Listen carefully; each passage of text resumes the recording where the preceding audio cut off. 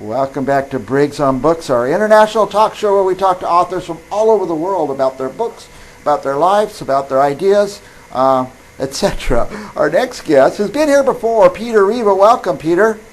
Hey, hi, Mike. I know you write science fiction, kind of AI.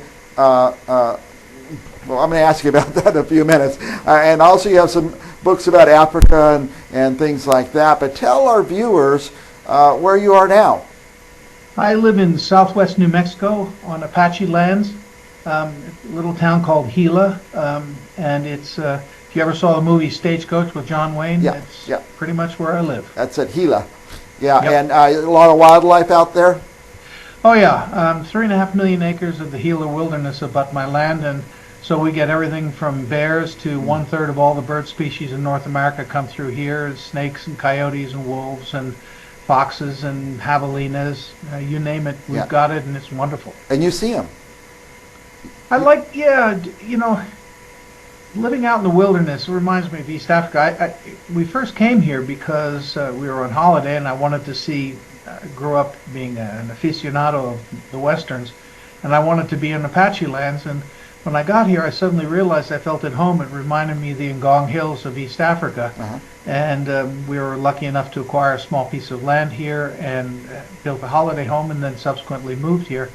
When you're out with nature and with wildlife, it's not nearly as threatening as people think. Just keep your wits about you. And it reattaches you to what being alive is all about. And I think one of the things I enjoyed writing so much about Mbuno, who's really the hero of all my books, along with Pero Baltazar, who's the television producer, sort of quasi-mimicked after my own experiences making 78 one-hour television shows in the wild around the world.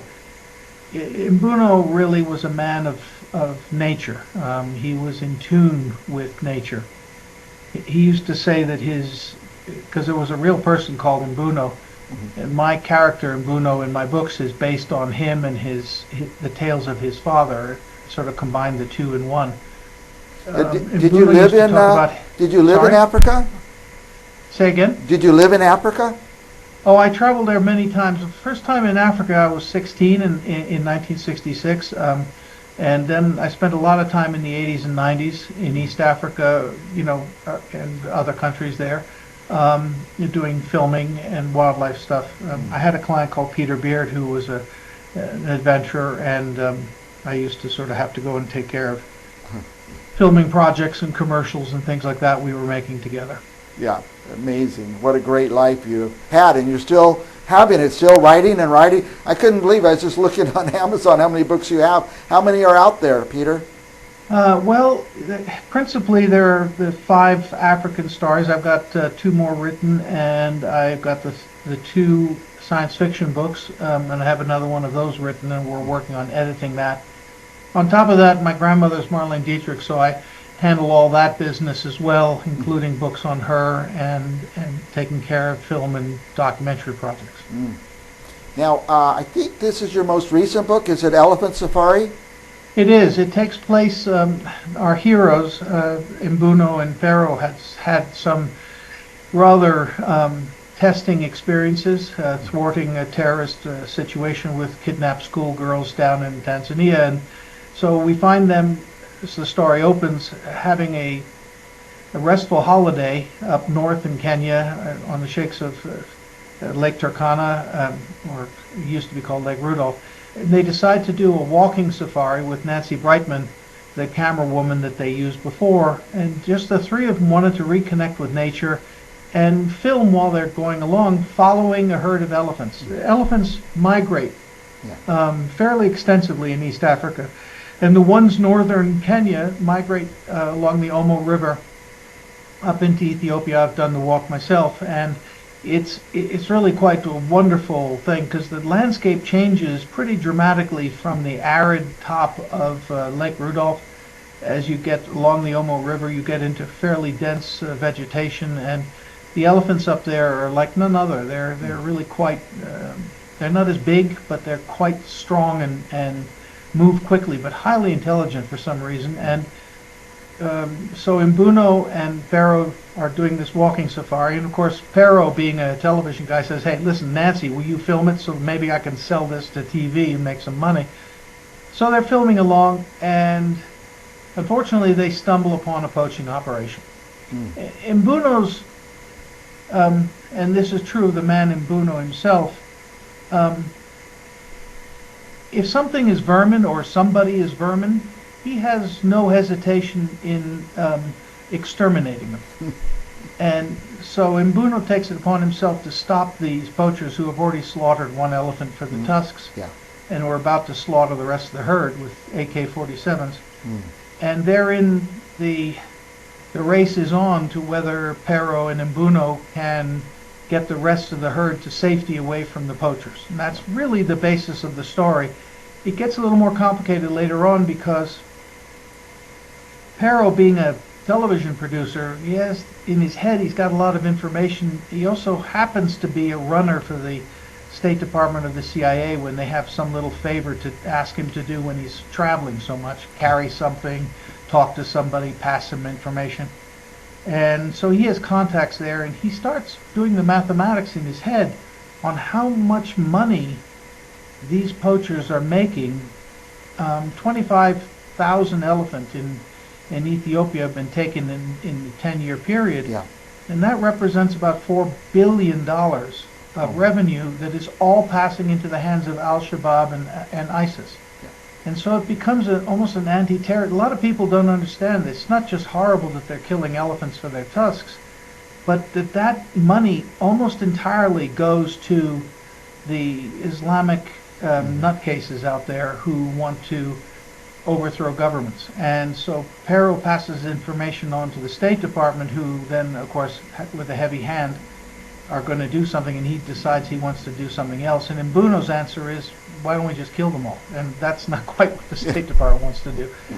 So it's a thriller in the end. Yeah. It's a geopolitical thriller. It involves the Chinese, unfortunately, and the Iranians, and the Iranian Supreme Guard. And that all takes place in the apt end of the book to bring it to a happy conclusion. Nice. Now you, of course, these books are novels. They're made-up stories, but there seems to be a lot of would you say truth in them, things that are happening in the real world? Yeah, I'm afraid I'm a news junkie. I sleep at night with an earpiece in, very much like this one. And I listen to radio stations around the world. I listen to Radio Suisse Romande, I listen to East African radio, I listen to Deutsche Welle, the French radio, TF1, BBC, of course, China News, and I pick up bits and pieces of information. Also, you have to understand that when you are producing things on the field in foreign countries, you tend to see a different perspective of reality and what's really going on. The elephant poaching has been presented to the world as a terrible thing because the elephants are really wonderful creatures and they should be saved and so on. But there's another real story there that nobody wants to talk about because I guess it's not sexy to say, hey, they kill the elephants, sell the tusks to people who hang them up in their living room in Arabia somewhere, and that money goes straight to Al-Shabaab or Al-Qaeda. And that, to me, always seemed to be a part of the story that was missing, so that's what I concentrated on in this story as a motive for the desire by Mbuno and Pero to break up this trafficking ring of slaughtering elephants. As you're talking, I've been putting up some of your other book covers, also Africa stories. So I know you're picking up these tidbits from the news. And do you do some a lot of it you see on the ground, I'm afraid. Do you also do a lot of research? Yes, I do. I know a lot of the people involved in the governments in East Africa and some of the people, international policing things, because as a literary agent, I'm in touch with a lot of people in different disciplines. In my first book, Murder on Safari, a lot of that was centered on the movement of terrorists into East Africa and the trials that take place dealing with well, to give you an example, on one of our shoots, we were doing scouting and we were down along Lake Victoria, and the UN team down there asked if we could give them a half day or a couple of days of labor if we were down there before filming started, and I agreed. I thought they just wanted us to do some logistics for them. And actually, what they wanted us to do is to go down to the shore and help them pull dead bodies and body parts out of Lake Victoria that the Hutu and other people had been slaughtering in Rwanda. And so, when you're that close to some of the destruction of humans on humans, you learn from it. You learn where the real pressures are and what's really going on. A perfect example of that is in Ethiopia. You may remember the world sang a song, "We are the world, we are the people," and all that, and raised money for the famine in Ethiopia, which was a good idea. The problem is they shipped all this rice to the docks in Addis, and that was fine. But the government in Ethiopia was so broke they didn't have any diesel for a truck. So all this rice was sitting on the docks, and it was all going to rot. So the government took it upon themselves to sell some of the rice. And immediately the world said they're all corrupt, they're selling the rice. Well, they were selling the rice to buy diesel fuel to put in the truck to be able to take the rice, what rice was left, to the people who were starving to death. Yeah. Amazing.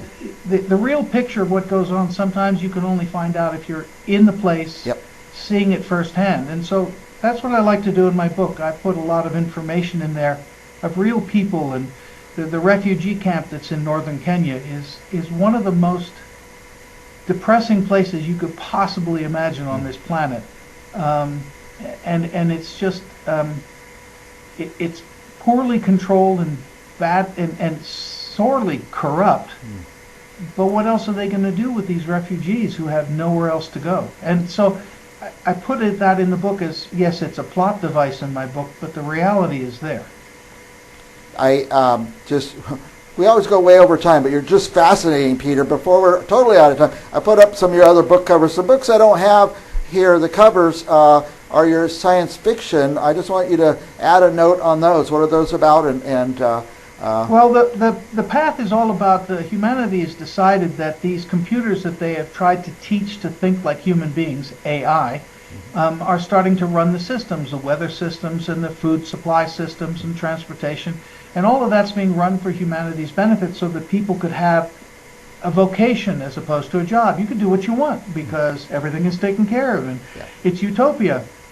And the problem is that our hero, his job is to try and infect the AI system, it's called the system, with a little bit more humanity by tricking it and then making repairs and then showing how it made the mistake. Sort of humanize the thing by little glitches and jokes. And unfortunately what he does is he spanks the thing into self-consciousness and it comes alive. And he has to either run for cover, or he's got to decide that now that the baby is born, he better make sure that it's raised properly. And that sets in motion a whole series of events, which actually is sort of tragicomic in a way, and the path is quite uplifting at the end of the day. Yeah. As I said earlier, your books seem to have a lot of truth in them, so including that one. So it's you just grab bits and pieces, I don't want to go into detail, but the path has a lot of good science in it and real behavior. For instance, the Army was developing a robot, and they wanted to make sure the robot would behave more like a human being, so they had a human being encode it with his own thoughts and his own parameters. And the first thing that robot did was want to kill the human being. Peter, where can we get your books? Oh, anywhere, Barnes & Noble, Amazon, any bookstore. You can find them e-books online all the time at Open Road Media. They have all of them listed there.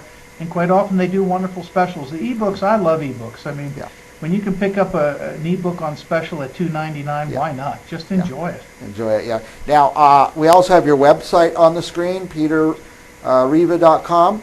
Yep, it tells a little bit about me, and there's some links on where you can get the books. Get the book. And by the way, I just went to Amazon. I don't push one site over another. I type Peter Riva, boom, it's up. I read all about you, saw all of your books, so it's very handy. So they're out there.